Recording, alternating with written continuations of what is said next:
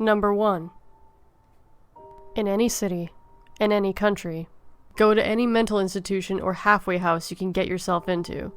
When you reach the front desk, ask to visit someone who calls himself the holder of the end. Should a look of childlike fear come over the worker's face, you will then be taken to a cell in the building. It will be in a deep, hidden section of the building. All you will hear is the sound of someone talking to themselves echoing the halls. It is in a language that you will not understand, but your very soul will feel unspeakable fear. Should the talking stop at any time, stop and quickly say out loud, "I'm just passing through, I wish to talk." If you still hear silence, flee. Do not stop for anything. Do not go home. Don't stay at an inn. Just keep moving and sleep where your body drops. You will know in the morning if you've escaped. If the voice in the hall comes back after you utter those words, continue on.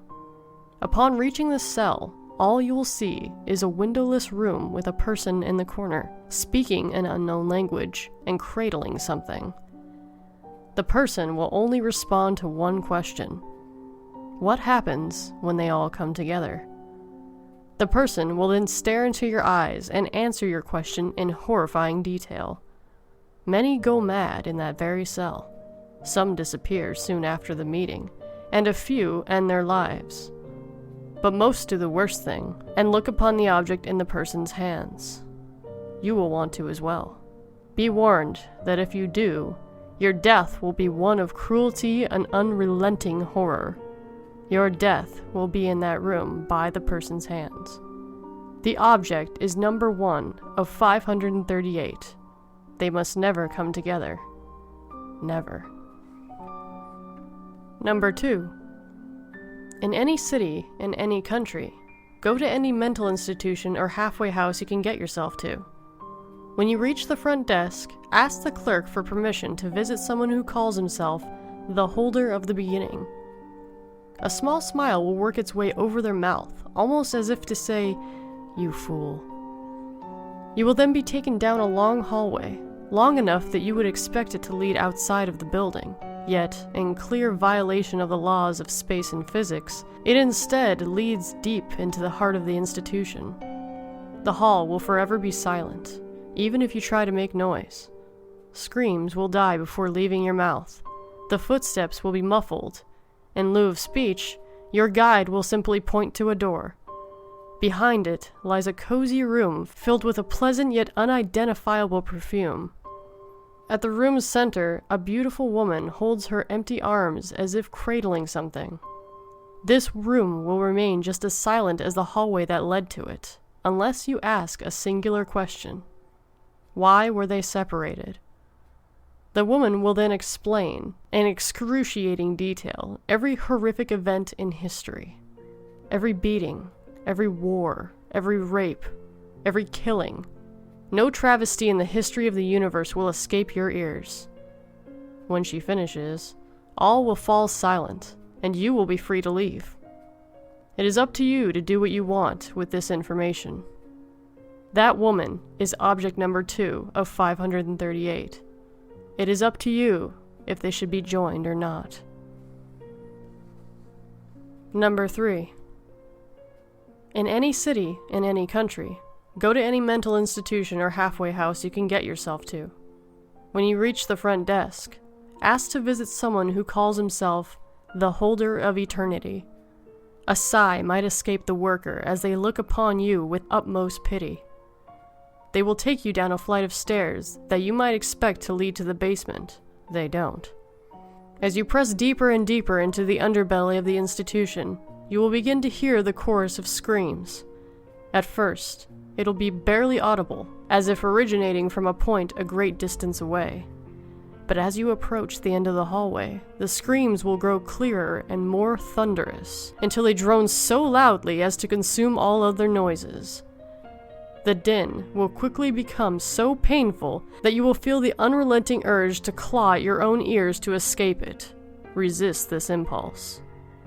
The worker, stoically enduring the cacophony, will show you a door. As swiftly as they can, they will unlock it and run, leaving you alone in the cramped, dark hallway. This will be your first chance to run. If you decide to continue, open the door. The piercing wail will then end abruptly, leaving your ears ringing. The room you will enter will be coated in an almost tangible darkness that consumes all but the far wall. Manacled to that wall is an emaciated figure covered in raw lashes. He will stare directly at you with a maniacal grin plastered on his face, seemingly undisturbed by his festering wounds and the scalpel rammed into his chest. The only way to save yourself from this man's dark design is to ask, who created them? He will cackle in a manner befitting the death throes of an animal before responding. This will be the most horrific tale you have ever heard. Beyond such primitive concepts as pain and death, it'll delve deep into the very essence of evil. Those of weak mind would go mad hearing it. When he finishes, it'll be up to you to release this man from his terrible burden. Remove the scalpel, and he will shudder once in agony before falling silent, forever. The scalpel is object number 3 in 538. It is up to you if the rest should be protected or destroyed. Number 4. In any city, in any country, go to any mental institute or halfway house you can get yourself to. When you reach the front desk, ask to visit someone who calls himself the Holder of Nothing. Should a look of sheer primal disgust mar the worker's expression, you will then be taken to a separate building, one that appears to be an old wooden outhouse. Inside will be a seemingly endless hallway that far exceeds the length of that outhouse. The corridor will be completely silent. Attempting to make any sound at the wrong time is a grievous, lamentable mistake. You will notice the lights in the corridor getting brighter and brighter as you make your way down towards the end. Eventually, you will find yourself blinded by their brilliance. If at any point the lights go out, quickly shout out, "No, stop, what you're doing is wrong," while backing away. If the lights do not come back on, bolt for the door you came in through. It should still be open. Hopefully, you aren't far enough down the hallway for it to close on you. If it does close, an eternity in hell will be preferable to what you will suffer. If the lights come back on, continue walking down the corridor. At the end of the hall lies a cell. The worker will open its door for you while glaring at you in disgust. Inside the cell will be a mad pastiche of colors, arranged in several harlequin-like formations. You must not be distracted by them, for at the center of the room is a naked young woman, slathered in blood and bound by straps of human sinew, and you would be better off not knowing what will happen if you take your eyes off her face for even a moment. Focus on her, and ask, what were they when they were one? She will look you in the eyes and speak the answer in incredible detail. It'll be unlike anything you've ever heard, leaving you on the verge of both ecstasy and agony. It is not uncommon for a seeker to lose themselves in the euphoria, but you mustn't let your focus break, and you must take special care not to look upon her tattooed chest. Your mind will tempt you to gaze upon it, but you must resist, for if you fail, she will flay you alive and add your mutilated flesh to her bindings, and you will remain trapped with her, fully conscious for the rest of time. That tattoo is object number 4 of 538. They desire to be one again, but they mustn't. Number 5. In any city, in any country, go to any mental institution or halfway house you can get yourself to. When you reach the front desk, close your eyes and ask to visit someone who calls himself the Holder of Light. You will be led to a single door leading to a long, winding hallway, and then told to open your eyes. Open the door. The hallway beyond it will be pitch black, but narrow enough for you to feel the walls with outstretched arms and guide yourself forward. If, at any point during your trek down the hall, it is suddenly bathed in light, shut your eyes immediately and quickly make your way back to the door you came through. If your eyes stay open for more than a second, what you see will force you to instinctively tear them out.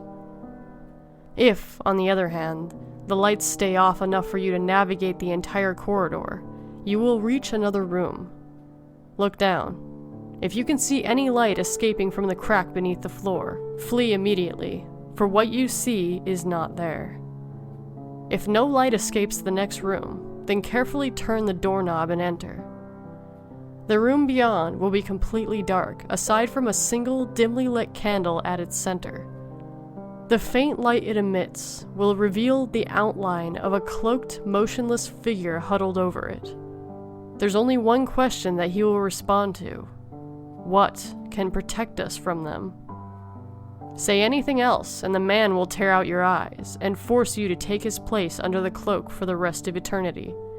If you ask the proper question, a piercing scream will ring out from the candle, and a series of lights will illuminate the room, revealing images of the most terrifying thoughts, fantasies, and memories experienced by sentient minds throughout history.